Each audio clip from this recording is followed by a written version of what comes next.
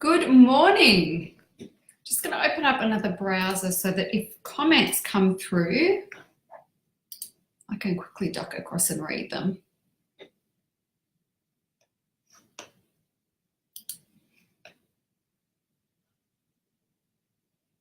Alrighty, just going to take that screen across. We are in business.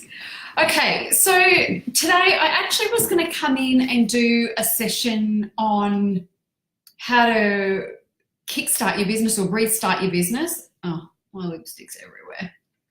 And then I had some communication with somebody and it's like, yeah, this is probably a topic that, hey, Emily, this is a topic that really needs to be spoken about because this is something that people struggle with every day of the week in their businesses, and it's debilitating, and that is fear. And a lot of the time people don't even realize it's fear because fear shows up in a lot of different ways. And some of the ways, I made notes, some of the ways that fear shows up is, I need more time. I'm just going to delay the start of something, or I'm going to change the date of something because I think I need more time. So that's fear. That is the fear of not being ready in time. Another one is I need more qualifications. If only I had more qualifications, if only I had more certificates on my wall, I'd be better prepared.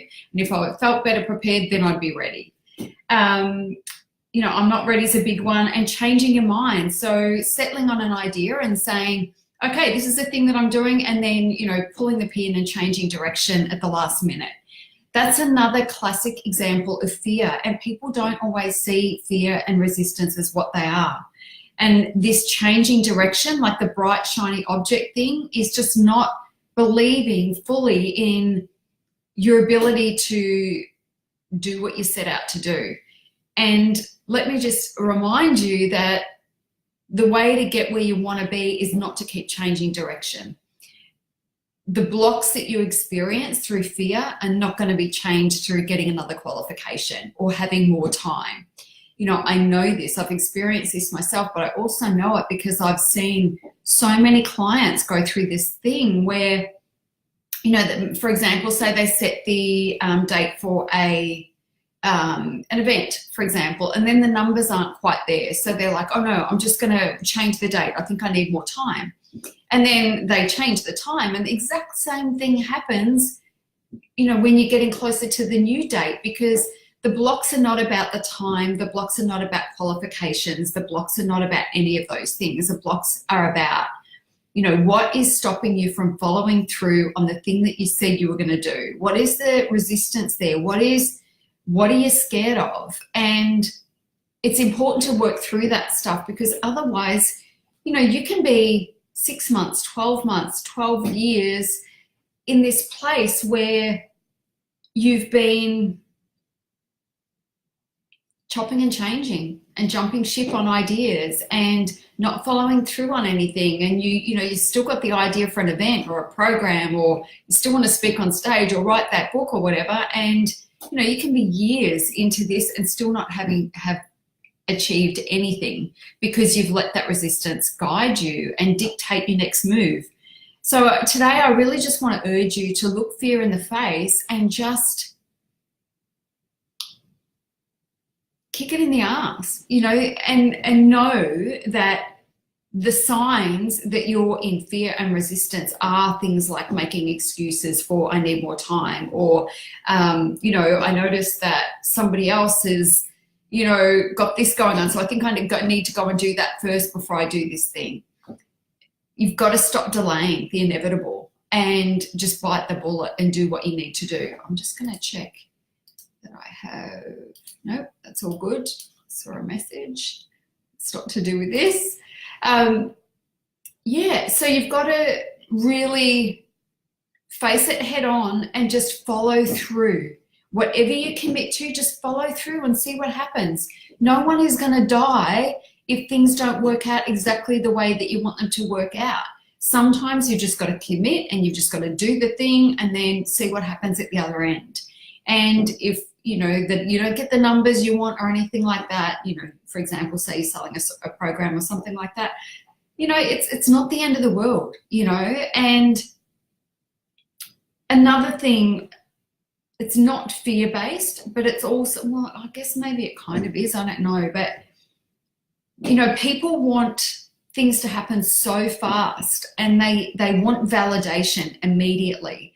And if they don't get that validation immediately, in, you know, the doors are open to something and everybody signs up, then they cut and run. And a lot of the time things take time. And I always think back to, there was that story of, you know, when Tony Robbins first started, I think he said he had 3 people in a room, and then next time he had 6 people in a room, and then, you know, the next time he might have had 10 people in a room. Imagine if he had have decided that, you know, in that one event that he ran, that he got 6 people when, you know, it was going to be shit, and then the next one he got 10 and went, you know what, I'm done with this. You know, he hung in there, and the people that you see that are successful are the ones that have hung in there. And they also get started. They don't just keep delaying the inevitable. It's like at some point you've just got to say, I'm going to do this, and, you know, whether I get 1 person or if I get 100 people on a program, for example, then I'm going to do it anyway. And if you can do that, then you're going to come out of the other side of, you know, following through, and you'll see what the result was. You know, one of the things that I worked out is, through experience, is that when I was running my first lot of Let's Do Lunch events, it was my Honourable Martial Arts Entrepreneur live event. You know, I nearly quit so many times because I just could not get the numbers, and the numbers weren't looking good when I ran my first event, but I still made, you know, 30 grand or something that day, 20 is in the 20s anyway. And then it went on to make another quite a few $1,000s because some people signed up to an online offer that I had and things like that. But if I had have quit, I would never have known what that success tasted like, you know. And when things got tough, when I was running my Let's Do Lunch events, I remember thinking, you know, I so want to quit right now and just go and do something else, as far as not quit my business, but not run the events. But I had that information, you know, I had hindsight and went, you know what, even if I get 4 people in a room, I know I'm going to get a result. So it's worth doing this. I now know what it looks like on the other side of it. I now, you know, got to experience that a lot of people sign up at the last minute for some reason. So I knew that the numbers would boost in the last minute, you know, in the last day or so. And that all came from knowing. That knowing came from just following through to the very end and seeing what happened. And I got to the other side of that, and then I had more information. So dig in, finish what you start, see it all the way through. Don't jump ship too early, and don't let fear stop you from moving forward. You've just got to make a commitment, and you've just got to follow through, regardless. So if you have fear, see it for what it is. And anytime we're trying to expand or do big things, fear bites us in the ass every time. It's there. It's constantly there on our shoulders. And the difference between the people who succeed and the people who don't is that, you know, they give into it or they don't. And you just can't give into fear. You've just got to keep moving forward, and you've just got to keep doing what you need to do and keep your eye on the bigger prize. Forget about yourself in the moment. Just do the work and focus on the big thing. The rest will work itself out. And yeah, I guess that's it.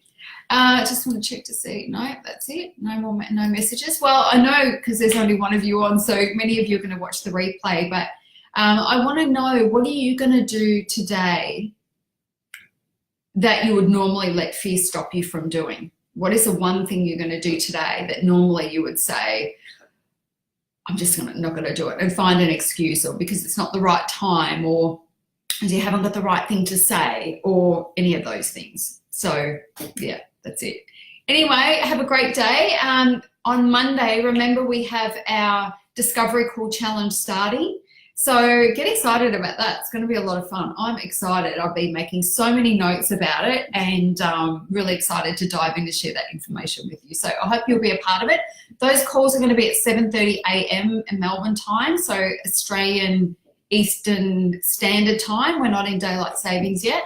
Thank God when we are. I'm looking forward to that. So yeah, and if you're never sure about the time and date, just Google time in Melbourne right now, and then you'll be able to work it out from there if you're on the other side of the world. Anyway, that's it. It's Friday here. I'm excited to just get out of my office and go do some stuff, and I'll be ready, rocking and ready to go on Monday for the Discovery Call Challenge. Anyway, have a great weekend. Have a great Friday on the other side of the world. Bye.